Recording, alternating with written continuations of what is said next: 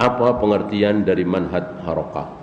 Manhaj yang ingin menegakkan syariat Islam, ingin menegakkan daulah Islam, tapi bikin gerakan-gerakan sendiri. Tidak apa? Tidak mengikuti Rasul dan para sahabat. Beda dengan ahlu sunnah, tentu sama. Siapa yang nggak ingin punya daulah Islamiyah?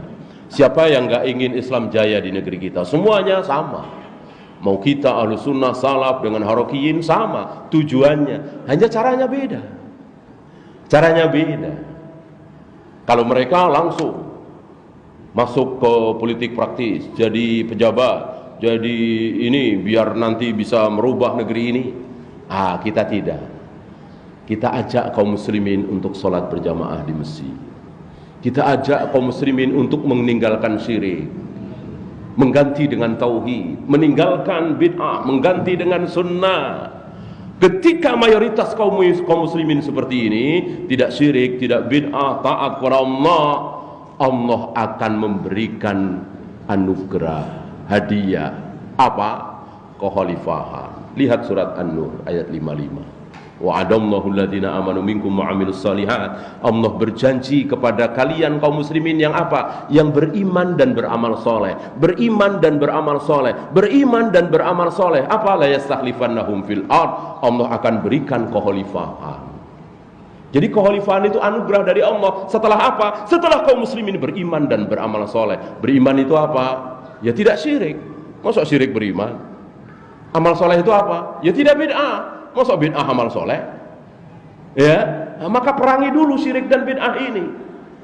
Dengan memerangi syirik dan bid'ah akan tegak iman dan amal soleh. Iman dan amal soleh jauh dari maksiat. Allah ridho. Lalu Allah berikan hadiah berupa kekuasaan, kekhalifahan. Begitu.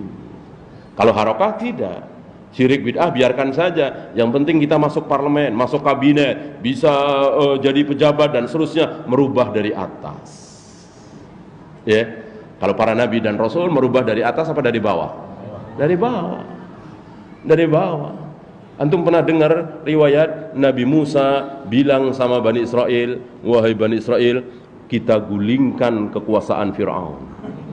Mari kita gulingkan, kita ganti kekuasaan kita kaum muslimin. Nggak ada.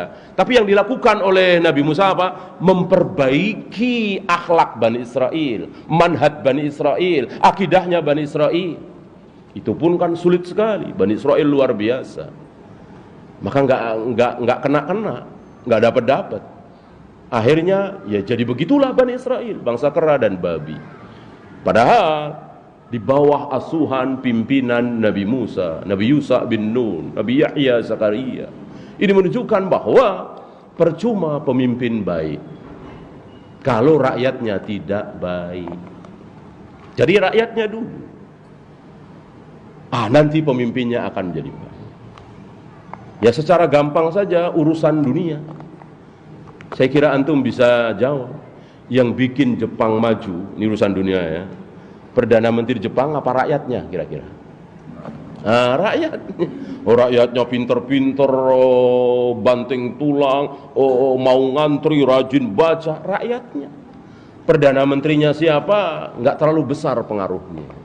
Yang penting rakyatnya. Kan begitu. Ya. Kan Allah bilang, innallaha la yughayyiru ma biqaumin hatta yughayyiru ma bi anfusihim. Allah tidak akan merubah nasib satu bangsa, satu kaum kecuali bangsa itu merubah siapa? Diri mereka sendiri. Enggak disebut bangsa itu merubah pemimpinnya, mengganti presidennya, perdana menterinya, tidak, merubah bangsanya.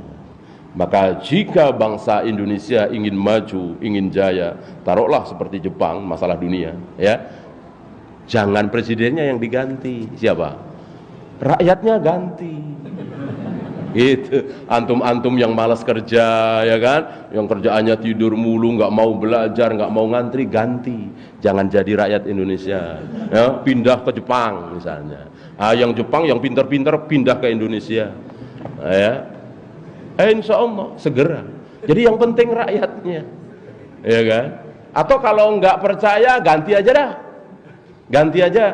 Misalnya Perdana Menteri Jepang yang paling canggih, yang paling pintar, suruh mimpin Indonesia. orang Indonesia yang biasa-biasa saja, mungkin lulusan SMA lah ya, suruh jadi Perdana Menteri Jepang. Apakah setahun 2 tahun langsung Indonesia jadi Jepang, Jepang jadi Indonesia? Enggak, Jepang tetap Jepang, Indonesia tetap Indonesia. Karena rakyatnya nggak diganti, yang diganti cuma pemimpinnya.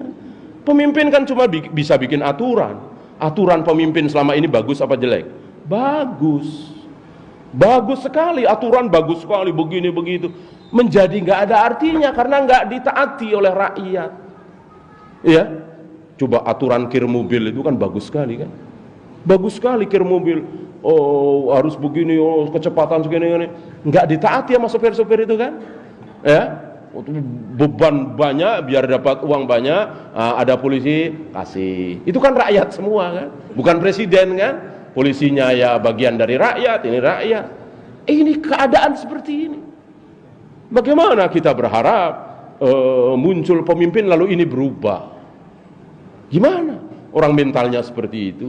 Maka jalan satu-satunya dakwah, dakwah, dakwah. Ajarkan kepada kaum muslimin untuk jujur, untuk amanah. Dan itu insya Allah sudah mulai terjadi.